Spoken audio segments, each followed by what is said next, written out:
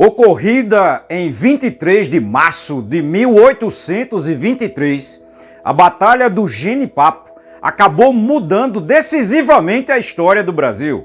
Muito embora esses acontecimentos tenham transformado, como eu já falei, de uma forma decisiva a história, a formação do território do Brasil, essa batalha é pouquíssimo conhecida, pouco divulgada, principalmente por causa dos seus efeitos, das suas consequências, não só para a região onde ela ocorreu, assim como também para o Brasil, para a própria questão relacionada ao nacionalismo, essa força e a coragem do povo brasileiro, que estava determinado a expulsar os portugueses do solo do Brasil.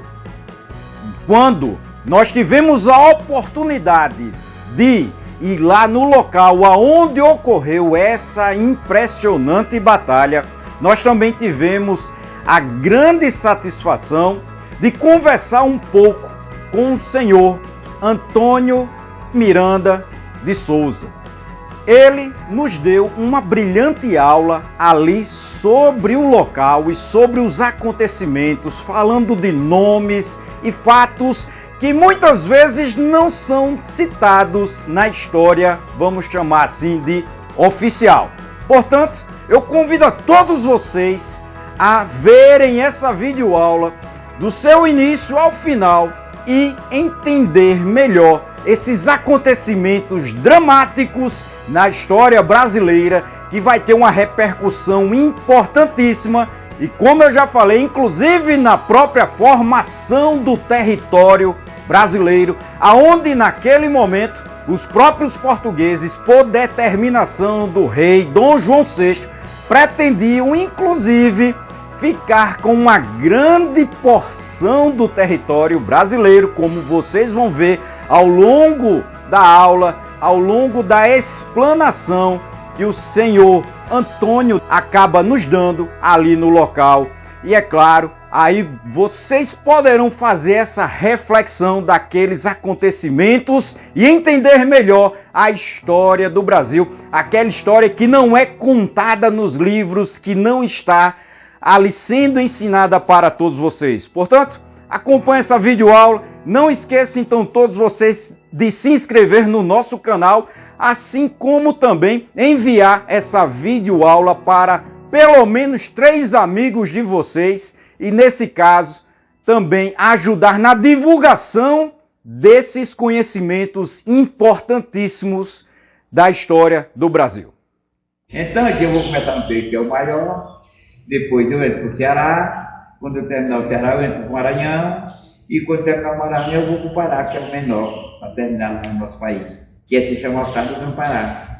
E assim ele fez, veio de São Paulo, sabendo que não tinha como parar o movimento, se alojou na capital do Piauí, Oeiras, primeira capital. Quando ele chegou lá, começou a entrar em contato com as 9 cidadinhas, cada cidadinha tinha uma pessoa a serviço do rei de Portugal, era quem mandava, quem dava as ordens, quem dizia o que podia e o que não podia fazer. Começou a entrar em contato com ele e contar a história para que veio. Ele tinha estado se tornando a colônia portuguesa, esses estados, nós ia ficar sob o domínio de Portugal, e nós vamos ter dia melhor, nós vamos ter uma melhoria no nosso movimento, e vai ser tudo bom para nós. E o povo ficaram apreensivo escutando aquelas histórias e sentiram que realmente aquele negócio não é bom. Nós estávamos com 320 anos sofrendo da junta portuguesa, desde que o mundo descoberto em 1500. Nós estávamos no ano 1322. E, com certeza, não podia vir coisa boa, que se 320 anos nunca teve uma melhoria, de repente chegou essa melhoria tão fácil. Então o Simplício Dias da Silva era um homem poderoso lá em Parnaíba, era um homem forte, e aí chamou o João Cândido de Deus e Silva, que era de Campo Maior, também um homem muito forte, e chamou: João, o que você acha dessa história dos portugueses? Nós estamos com 300 e tantos anos sofrendo na dos portugueses, nunca veio uma melhoria para nós, só sofrimento e humilhação. E agora ele vem com essa historinha bonita aí, que vai melhorar tudo, que a coisa vai mudar, querendo que nós nós estamos 320 anos no domínio de Portugal e vamos ficar, e o resto do Brasil ficar independente para lá. Esses 4 anos ficaram para cá, pelo comando de Portugal. E se eu não estou concordando com isso, eu estou com um projeto aqui na cabeça. E o João perguntou: qual é o seu plano? Aí ele contou, e o João disse: é o mesmo meu. pois eu vou pronunciar amanhã cedo e não vou aceitar. E no dia 19 de outubro, fez um pronunciamento dizendo que adquiria a causa da independência, mostrando fidelidade à coroa, e não aceitava ficar sob o comando de Portugal. O puxa-saco de Fidié, escutando toda a história, pegou o cavalo, correu até em Oeiras para avisar o Fidié que o Piauí não estava mais do lado dos portugueses e ficou do lado da independência, do lado da liberdade. E o Fidié lá disse: eu não acredito que ele não pode fazer isso, porque nós estamos tudo certo, tudo organizando as coisas, tudo indo bem, e de repente ele quer pular atrás. Não dá não. Ele disse: pois é, muito bem, estava, mas ele não está mais, o Piauí não está mais desse lado, você pode ter certeza. Depois não vai ficar assim não, eu vou sufocar, ele vai ter que aceitar. Nós já tentamos, não está tudo certo. Aí pegou 1.100 homens fortemente armados, 11 artilharia, 11 canhões daqueles, e veio de lá para cá, para realmente sufocar o movimento de Parnaíba. Passou em Campo Maior, seguiu esse 1.100, os armados, 1.100. Lá, quando o povo viu, se apavoraram, fugiram, no meu caso, do Rico, e os outros levantaram o braço. Lá ele sentou na mesa da Câmara de Torlei, fez um decreto, assinou o decreto, lá virando a colônia portuguesa documentada, sem nenhuma resistência. Comemoraram, vinha de lá para cá, a próxima cidade que ele tinha que enfrentar era Piracuruca. Quando ele chegou em Piracuruca, na Lagoa do Jacaré, lá estava aquele multidão de gente achando que ia parar os portugueses ali. Mas quando viram aquele monte de arma, se apavoraram, levantaram o braço. Nós não queremos briga. Lá ele sentou no meio da cama, dominou, assinou tudo, fez o decreto, assinou o decreto, lá virando a colônia portuguesa documentada. Comemoraram mais ainda, veio que dá para cá comemorando. A próxima cidade é Campo Maior. Bom dia. Bom dia. Campo Maior, eles achavam que era muito difícil a missão, porque Campo Maior naquela época era considerada a segunda maior cidade do Piauí. E já se organizava para esse movimento, eles já achavam que esse movimento tinha que aparecer a qualquer hora. E então eles achavam difícil ganhar. Mas se por acaso ele ganhasse de Campo Maior, ele achava que o Piauí estava resolvido, porque de Campo Maior para frente ainda existia quatro cidadezinhas pequenas, só que era bem pequenininha. E essa cidade não ia ter nenhum problema, porque ninguém ia ter coragem de enfrentar ele. E aí ele veio lá para cá com essa linguagem. Quando ele chegou, bom dia meu amigo, quando ele chegou aqui do dia 12 para o dia 13, aqui nas margens do Rio de Nipapo, estava uma multidão de gente aqui nesse campo, o pessoal do Piauí, nesse movimento de Parnaíba e Piracuruca, e mandaram um portador correndo na cidade vizinha do Ceará, contando a história que estava acontecendo aqui. É para cá meu filho, vem aqui. Lá esse pessoal se juntava e ia recrutando o pessoal e correndo para cá, achava que chegava, antes dele chegar aqui, ele chegava primeiro. Do mesmo jeito foi para o Maranhão, as cidades vizinhas do Piauí, todas correndo para cá, para Taial, pedir aqui, sabendo que estava difícil se não tivesse reforço. Veio gente do Ceará e do Maranhão. Quando ele chegou aqui no dia 2 para o dia 3, estava muita gente aqui do Ceará, do Piauí e do Maranhão. Os portugueses chegaram às 4 da manhã, começaram a gritar a palavra de ordem, e os daqui correspondiam com as palavras de ordem, embora tivesse com medo, mas eles agiam com palavras de ordem. De maneira que quando deu 8 horas da manhã, os portugueses se reuniram entre eles e disseram: rapaz, o povo aqui não estou para brincadeira, nós não podemos levar o tempo aqui só na discussão, nós temos que agir o quanto antes. Aí começaram a atirar no povo e o povo partiu para cima dele, e ele só parando na barra. Essa luta durou até 2h30 da tarde. 2h30 da tarde, o João Candideus e Silva foi à lateral do campo, olhar como é que estava passando no meio do campo, viu aquela grande quantidade de gente morta e aquela maioria ferida gritando, pedindo socorro. Se apavorou com tanta gente morta. Correu, juntou, reuniram entre eles, os organizadores disseram: a nossa situação é essa, a maioria das pessoas estão mortas e as que não estão mortas estão feridos, os que ainda podem fazer alguma coisa é muito pouco, nós não temos mais função de matar os portugueses, nós temos que se entregar, porque se nós não se entregar, nós vamos todos morrer. Portanto, ele não vai se entregar. E todos concordaram, se entregaram, levantaram o braço. Os portugueses vieram, prenderam os organizadores por algum minuto. E começaram a gritar e dizer que foi com muita luta, mas conseguimos. O nosso Piauí está resolvido. Nós, no próximo mês, nós já deveremos entrar no Ceará, porque o Piauí está resolvido. Por que ele disse que o Piauí está resolvido? Porque eles ganharam de Campo Maior. Então, o que faltava quem era? Era o Mavão, que hoje é Castelo, só era uma coisinha. Era o Estaniato, que hoje é a cidade de União, também só era uma coisinha. Era a Valença do Sul do Estado, só era um belisquinho velho. Jerumenha só era um fiapinho. E Amarante, então, não era nada. Ele dizia, quando nós entramos, na primeira cidade que nós entramos depois de Campanhal, o pessoal todo de braço levantado. Por isso merece uma comemoração antecipada. Todos concordaram com a comemoração. Foram lá liberar os presos, para enterrar os mortos junto aos feridos, e foram fazer a comemoração. Quando terminaram de enterrar os mortos junto aos feridos, o João Candideus e Silva chamou os colegas dele e disse, olha, nós acabamos de enterrar 496 pessoas e juntamos num determinado lugar 3.000 e tantas pessoas feridas. E não sabemos estar comemorando os portugueses. Mas assim que pode estar longe, ele pode estar bem aqui pertinho. Quando terminar, vem matar o pessoal. Portanto, é importante que nós saibamos onde ele está. Porque se ele estiver aqui perto, nós temos que sair daqui para ver se ele não encontra mais gente, para não ver mais ninguém. E se ele estiver longe, até nem tanto, pode não vir. Aí chamou uma meduzinha de gente, espalhou no campo para procurar onde estavam os portugueses. Lá uma das pessoas encontrou ele, lá na palha do tomador, tudo dormindo, bêbado. Fizeram uma parte do tamanho do mundo, lá tinha de tudo, bagaceira total. Lá eles, ouviu aquela situação todinha, correu de lá para cá, que eles se acabaram. Chegou e contou para o chefe aqui como é que se contava os portugueses. Então o João de Deus chamou os colegas dele e disse, olha, já que nós já perdemos muita coisa, mas nós vamos correr mais um risco. Vamos tentar desarmar os portugueses? Vamos. Pegaram um monte de animal, botaram as cangaias, os cambios e pisaram para lá, pisando miúdo. Quando chegaram lá, eles continuavam dormindo, pegaram todas as armas dele, pegaram, botaram o nome desses animais e trouxeram para cá. Eles não sabiam manejar com as armas. Senão não pode ficar com alemão porque não sabe manejar. Quando eles acordarem, eles vão achar que quando nós peguemos. E eles vêm para cá tentar tomar. Portanto, nós temos que colocar as armas no lugar que ele não encontra, é dentro do rio. Jogar todas as armas dentro do rio. Aí nessas alturas que eles fizeram isso, eles disseram, agora nós temos que fazer um volume de gente. Pegaram, chamaram os meninos de 10 anos para cima, ninguém ficou em casa, se armar de faca. As mulheres chamaram para se armar de faca. Os velhinhos, que ainda podiam dar qualquer um pulizinho, também armado de faca para esperar os portugueses. Fizeram aquele volume de gente. Já a ordem aqui é o seguinte, quando eles acordam lá, eles vão achar que nós pegamos as armas. E eles vêm tentar tomar. E aí sim, na hora que nós não temos que dar explicação a ninguém. Quando ele começar a perguntar alguma coisa, é partir para cima.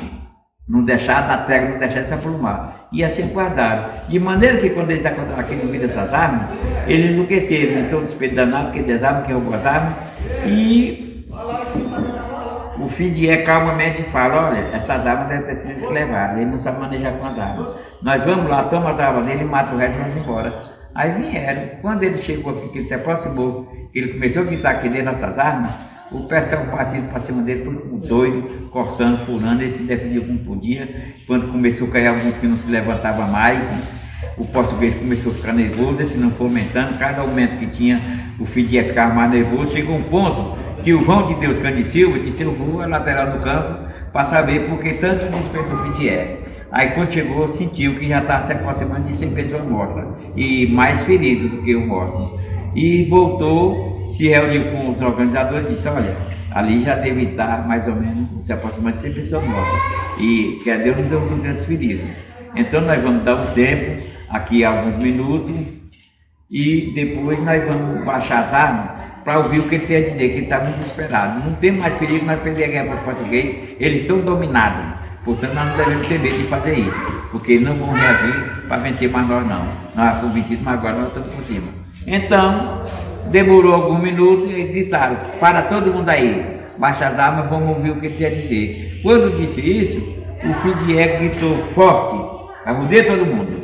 O povo dele arrodeou, ficou no meio. Ele gritou com voz alta, disse, olha, temos que ir fora daqui o quanto antes.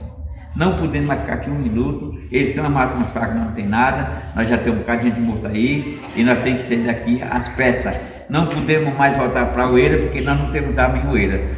Bom dia, nossas armas estão todas em Caxias do Maranhão, então nós temos que ir agora para Caxias do Maranhão.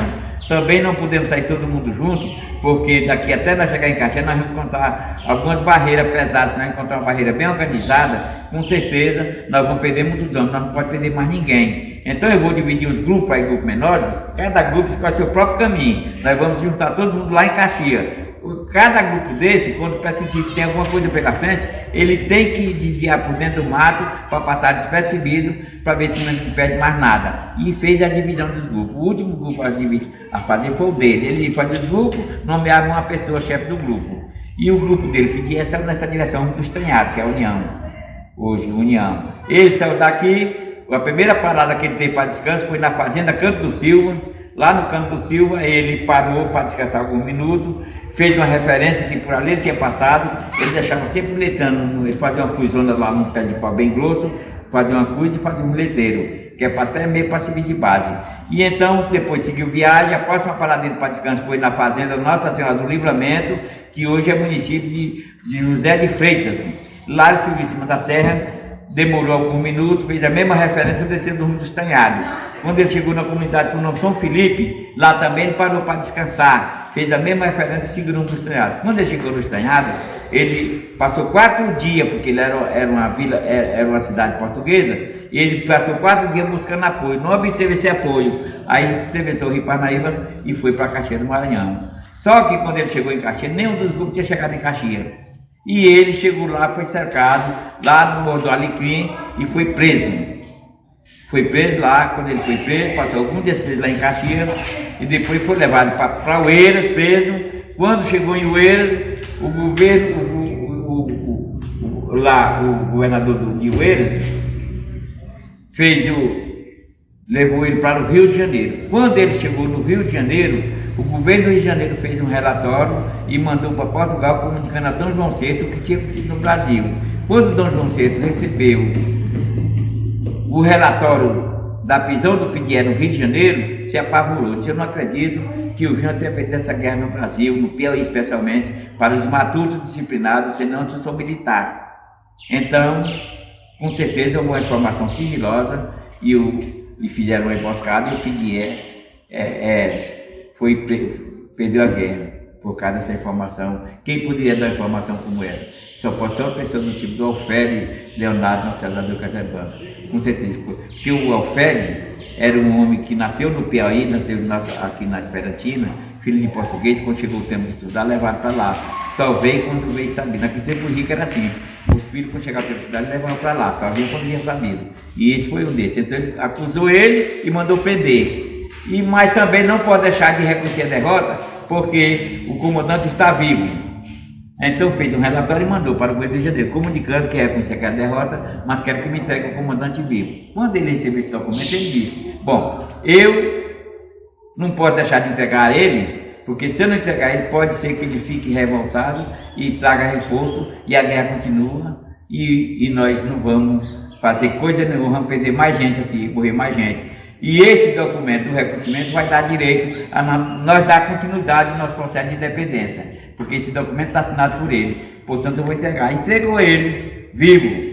Entregou ele. Quando ele tomou ciência que ele tinha chegado lá, ele chamou os 4 estados envolvidos, que eram o Piauí, o Ceará e o Maranhão e o Pará, para comunicar o que tinha feito com o prisioneiro. Todos concordaram da maneira como ele devolveu ele. Disse: agora nós estamos com o documento, nós vamos dar continuidade no nosso processo de independência, e o Brasil como um todo, vamos chamar o representante de cada estado do Brasil, porque se ele consegue fazer a colônia portuguesa, o Brasil está lá independente para lá, o nosso estado quer ficar dominado por Portugal. Então nós não queríamos nos separar, nós nascemos juntos e tínhamos que correr juntos. Aí chamou o representante de cada estado do Brasil e comunicou o que aconteceu no Piauí. Todo o estado do Brasil concordou da maneira que eles fizeram aqui o movimento, como aconteceu.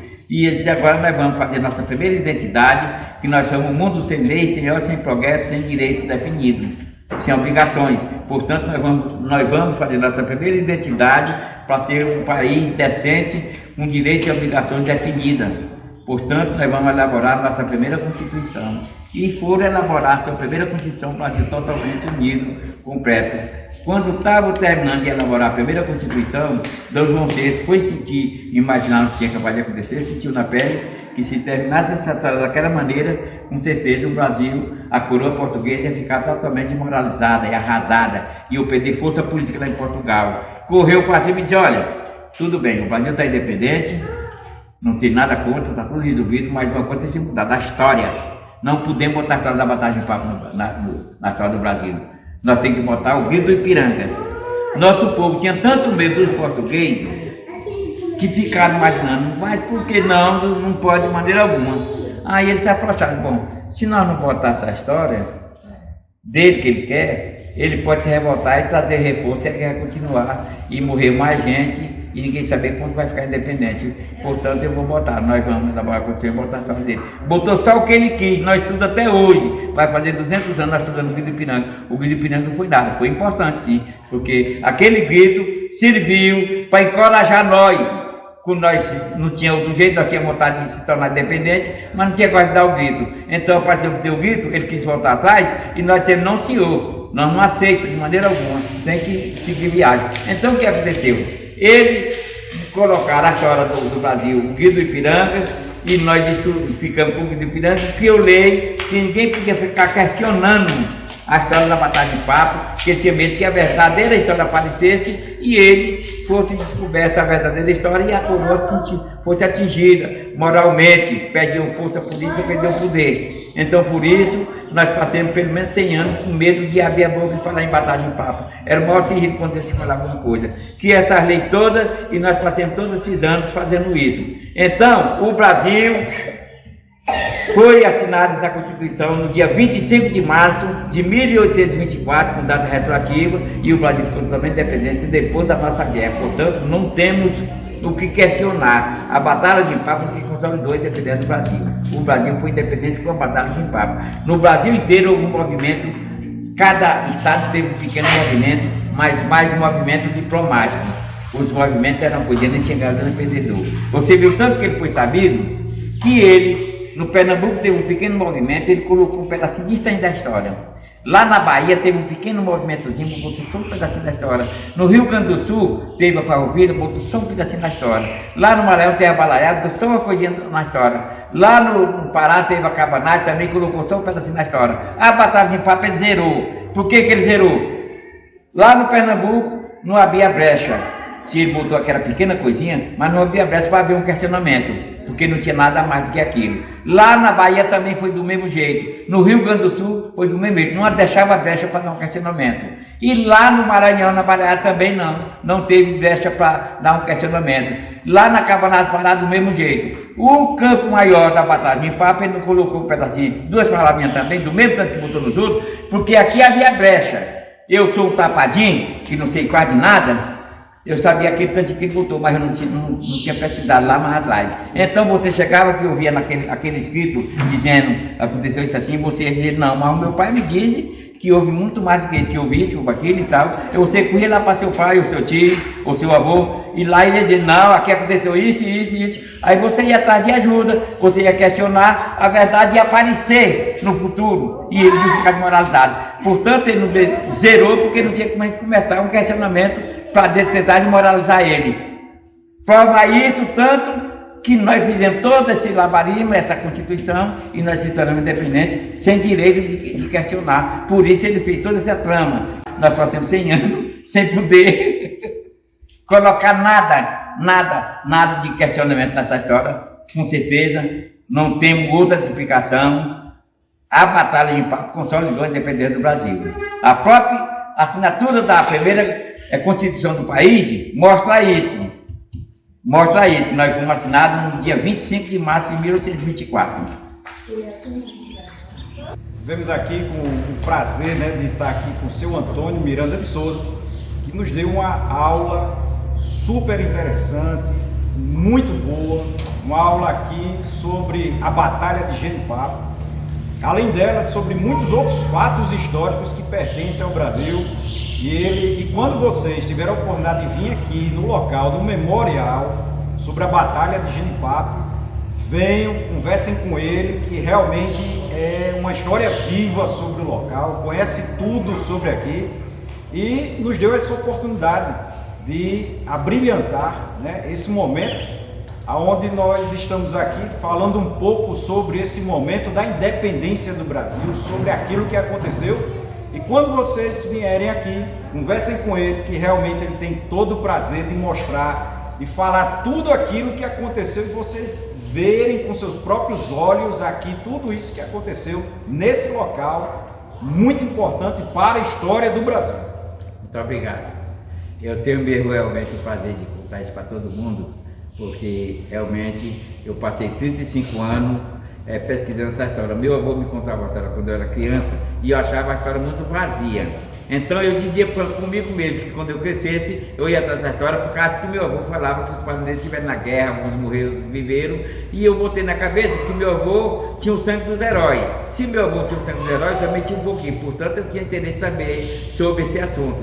E eu comecei essa luta, foi no mês de abril de 1966, tinha acabado de completar 18 anos, e quando eu me espantei eu estava no ano de 1999, completando 35 anos de luta, procurando os filhos de sobrevivente e neto. Eu não alcancei o sobrevivente porque eu nasci muito tempo depois, mas eu ainda vi muito filho de sobrevivente, com 95 anos, 98, com 100 e poucos anos, seu Bidibuna mesmo tinha 107 anos, e muitos outros nomes. E o neto eu vi muito.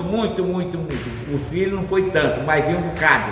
E então esses relatos que eu assisti naquelas épocas, eu conservei na minha cabeça e também fiz muitas referências com aqueles relatos, eu anotava em caderno para não esquecer. Só que hoje eu não tenho mais esse caderno porque o tempo corre o rio.